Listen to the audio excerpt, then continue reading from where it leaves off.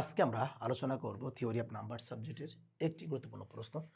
প্রশ্নটি বলছে উপপাদ্য যদি m, 1 ইকুয়াল ডি অর্থাৎ m আর n এর গসাগু ডি হয়, m, d greater than equal 1 এটার মান হচ্ছে 1 এর থেকে বড় বা সমান, n, d greater than equal 1 এটার মান হচ্ছে 1 এর থেকে বড় বা সমান হলে প্রমাণ করতে হবে phi of mn equal phi of m into phi of n by phi of d। তাহলে শুরুতে আমরা বলতে পারি, আমরা জানি n মানে হচ্ছে p1 alpha 1 p2 alpha 2 dot dot pk alpha k, p1 p2 pk হচ্ছে কি আমাদের মৌলিক সংখ্যা, আলফা 1 আলফা 2 আলফা k হচ্ছে আমাদের কি ভিন্ন ভিন্ন পূর্ণ সংখ্যা। তখন ফাই অফ n, তাহলে আমরা ফাই অফ n এর ডিরেক্টলি একটা প্রমাণ শিখেছি। সেখানে কি ছিল বলতো, যে n প্রোডাক্ট পি বিভাজ্য n 1 মাইনাস 1 বাই p1, এটা কিন্তু সরাসরি একটা সূত্র আমরা শিখেছিলাম। ওকে, তোমাদের মনে আছে কিনা জানি না। এখন দেখো আমাদের এখানে কার কার মান লাগবে ভাই, এখানে আমাদের ফাই অফ এন এর মান লাগবে, ফাই অফ এন এর মান লাগবে, সমস্যা নেই। তাহলে আমরা জাস্ট কি বলতে পারি, আমরা যদি এই এনটাকে নিচে আনি তাহলে phi of N by N equal কি থাকবে আমাদের প্রোডাক্ট পি বিভাজ্য এন 1 মাইনাস 1 বাই p1। বলছে এই সূত্র ব্যবহার করে, কোন সূত্র, এই সূত্র ব্যবহার করে। তাহলে আমরা এখানে একটু রাফ দেখিয়ে দিই।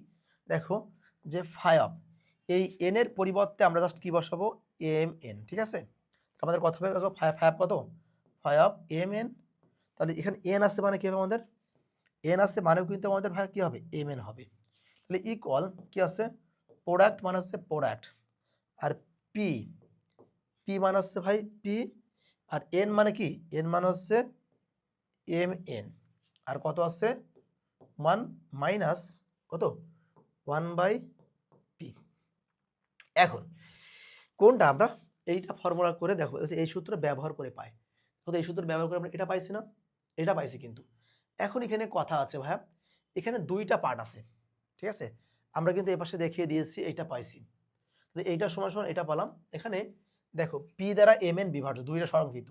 এখন আমাদের এখানে আরেকটা ফর্মুলা আমাদের ইউজ করতে হবে। দেখো আমরা এই পি এম এন এইটাকে আমরা লিখতে পারি কি বলতো, একটা হচ্ছে পি বিভাজ্য এম, আরটা কি বলতো, এবং আরটা কি বলো পি বিভাজ্য এন। সেই ক্ষেত্রে আমাদের একটা হবে না, সেই ক্ষেত্রে আমাদের কি এইটার ভাগ হয় কোনটা দেয়, এটার ভাগ হবে আমাদের কি, যে পি বিভাজ্য এম কমা কিন্তু এন দ্বারা, ঠিক আছে।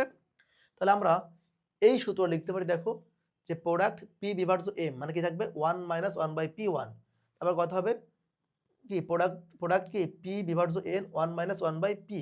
তো এটা আমাদের ভাগ কি হবে ভাই, পি বিভাজ্য M comma N 1 minus 1 by P, অর্থাৎ পি দ্বারা এম এন যদি বিভাজ্য সেটা আমাদের এই ফর্মুলাটা হবে।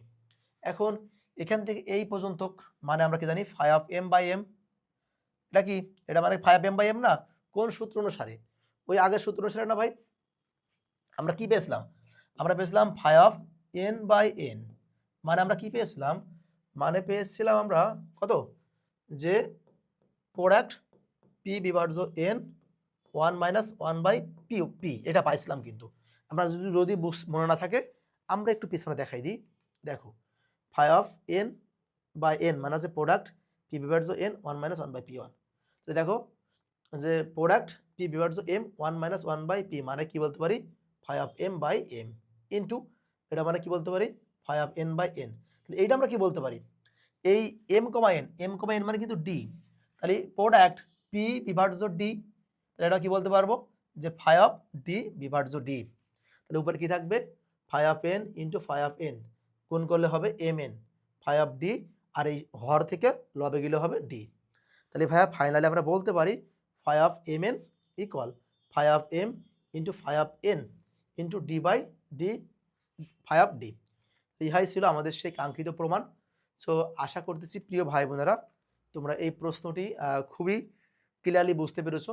যদি এই প্রশ্নটি তোমরা ক্লিয়ারলি বুঝতে পারো তাহলে আজকে এ পর্যন্তই, দেখা হচ্ছে পরবর্তী ক্লাসে। সকলকে আসসালামু আলাইকুম।